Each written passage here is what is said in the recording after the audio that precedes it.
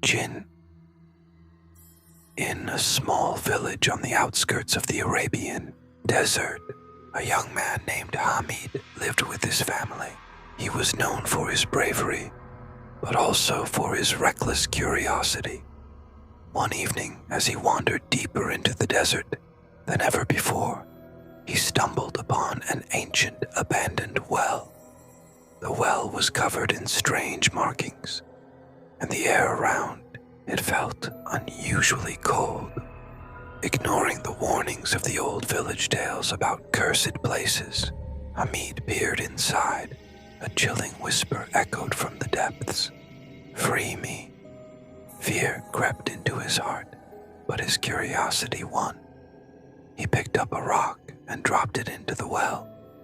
A deafening roar erupted, and a powerful gust of wind knocked him off his feet.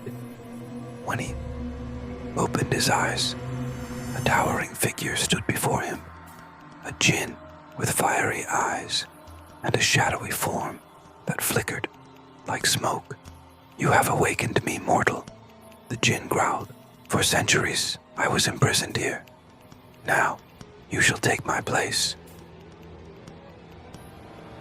Hamid's blood ran cold. "No, I didn't mean to." But it was too late. The djinn raised his hand, and an invisible force pulled Hamid toward the well. He struggled, screamed, but the wind howled louder, drowning his voice. The last thing he saw was the djinn's wicked grin before darkness swallowed him whole. The next morning, villagers found Hamid's footprints leading to the well, but no sign of him. They whispered among themselves, knowing the truth. Hamid had fallen victim to the djinn's